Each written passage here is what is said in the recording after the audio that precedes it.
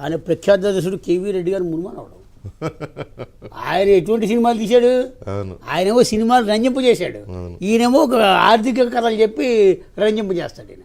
అంటే ఇక్కడ మనం గమనించాల్సింది అంటే ఆర్థిక మంత్రి గారు తప్పు కాదు, ఆయన్ని వెనకాల ఈ స్టేట్మెంట్ ఇస్తే కానీ కుదరదని చెప్పి పంపించే పెద్దలు ఉన్నారు. అవునులే, ఎంపీలు ఎమ్మెల్యేలే చంద్రబాబు తిడితేనే టికెట్, నీవు తిట్టకపోతే అబద్ధాలు చెప్పకపోతే నీకు టికెట్ లేదంటే ఏం చేస్తాడు? కాబట్టి మనం ఆర్థిక మంత్రిగా ఆయన తప్పనుకుంటాం. అయితే ఈ రాష్ట్రం యొక్క అదృష్టం ఏంటంటే కంబైన్డ్ స్టేట్ నుంచి ఇప్పటి వరకు ఆర్థిక మంత్రులుగా పనిచేసిన వాళ్ళు నిష్ణాతులు రోసయ్య గారు, అందరూ డౌటే ఉంది. ఆయన ఎప్పుడు చెప్పేవాడు, రాజశేఖర రెడ్డి గారు స్కీము ప్రకటించినప్పుడు కూడా అన్న నా గల్లబెట్టి చూసుకుంటారన్న కంగారు పడుతున్నాడు. ఆయన బయటికి వెళ్ళాడంటే భయపడేవాడు, ఏమి అనౌన్స్ చేస్తున్నాడు. అంటే ముఖ్యమంత్రికి అంత కళ్ళు చెవురుగా ఉండే అధికారులు.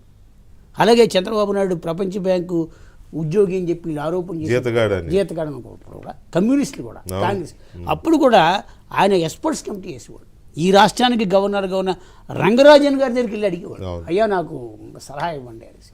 ఆయన వెళ్ళిపోయిన తర్వాత కూడా తీసుకో సలహాదారుగా పెట్టుకున్నారు. అంటే వైవి రెడ్డి, వేణుగోపాల్ రెడ్డి గారు రిజర్వ్ బ్యాంక్. ఇప్పుడు నిన్న కాక మొన్న తెలంగాణలో కాంగ్రెస్ ప్రభుత్వం రాగానే రేవంత్ రెడ్డి గారిని వచ్చి కలిసాడు రఘురామరాజన్. అయ్యా మీరు ఇన్ని 106 స్కీములు మీరు అనౌన్స్ చేశారు, ఫైనాన్స్ పరిస్థితి ఏంటి? అప్పటి వరకు అసలు తెలంగాణ 6 లక్షల కోట్ల అప్పు నేను అప్పుడు తెలియదు. అంటే దురదృష్టం ఏంటంటే 10 ఏళ్లలో 2 తెలుగు రాష్ట్రాలు కలిపి 16 లక్షల కోట్లు చేసి ఒకళ్ళకొకళ్ళు పోటీపడి ఈయన దాచాడు, ఆయన దాచాడు. ఈయన దాచాడు అనేది శ్వేతపత్రం వీళ్ళు అసెంబ్లీలో పెట్టించారు. ఆయన అసెంబ్లీ బయట పెట్టడం, లోపల పెట్టడం. పైగా విచిత్రం ఏంటంటే ఆయన ఈ గవర్నమెంట్లో 3 అడ్వైజర్లు వేసుకున్నారు. 3 ఎలాంటి అడ్వైజర్లు? కేంద్ర ఆర్థిక శాఖ కార్యదర్శిగా పనిచేసిన గార్గ్ని వేసుకున్నారు. అప్పులు చేయడానికి స్టేట్ బ్యాంక్ ఆఫ్ ఇండియా చైర్మన్గా పనిచేసిన రజనీష్ కుమార్ని వేసుకున్నారు. అక్కడ మర్చెంట్ బ్యాంకర్, అతనికి కూడా ఎగ్జామ్షన్ తెచ్చేశారు. ఇందుకు వీళ్ళందరూ ఏమైపోయారు వాళ్ళు కనపడుతున్నారు. ఒకడేనా సలహా ఇవ్వాలిగా? రాజశేఖర రెడ్డి గారి టైంలోనో ఈ చంద్రబాబు టైంలోనో ఒక ఆర్థికపరమైన అడ్వైజర్ ఉన్నట్టే సిఎస్ రావు గారు, సోమయాజులు గారు ఉన్నారంటే ఒక మంచి పని చేసేవారు, ఒక చెప్పేవారు ఆర్థిక క్రమశిక్షణ అలా ఉండాలని. అప్పుడు ఐఏఎస్ అధికారులు కూడా అలా ఉన్నారు. ఇప్పుడున్న ఐఏఎస్ అధికారులు, ఇప్పుడు ఆర్థిక శాఖలో ఉన్న ఐఏఎస్ అధికారులు, ఒకడేమో రైల్వే శాఖలో పనిచేసి వచ్చాడు, ఇంకోడేమో అప్పుడు పుట్టించిన. నాకు ఒక ఆయన చెప్పాడు, మా రావత్ గారు అయితే ఢిల్లీ కోర్టు, అయితే ఢిల్లీ లేకపోతే హైదరాబాద్, ఎందుకంటే అక్కడ కోర్టు కేసు, ఇక్కడ ఆర్బీఐ అప్పుడు. అంటే ఒక అధికారి ఉద్యోగం ఏంటంటే అప్పు తేడమే అనే పరిస్థితికి వెళ్ళిపోయారు. అధికారి ఉద్యోగం అప్పు తేడమే, మంత్రి కూడా అప్పు పని మీదే ఉన్నాడు. అప్పు పని మీదే. ఈయన విచిత్రం ఏంటి తెలుసా? ఈయన 3 ఏళ్ళు తిరిగితే రాని అప్పు ఆయన వెళ్ళకపోతే వచ్చేది. అంటే ఎంత కష్టపడ్డాడు చూడండి ఆయన.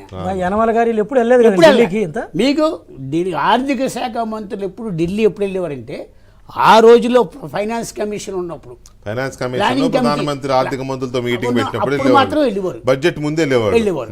అది కూడా రాష్ట్రానికి సంబంధించిన ఒక బడ్జెట్ రూపొందించినప్పుడు మాకు ఇది కావాలి, రాష్ట్ర ఆర్థిక పరిస్థితి అనేది వెళ్ళేవారు.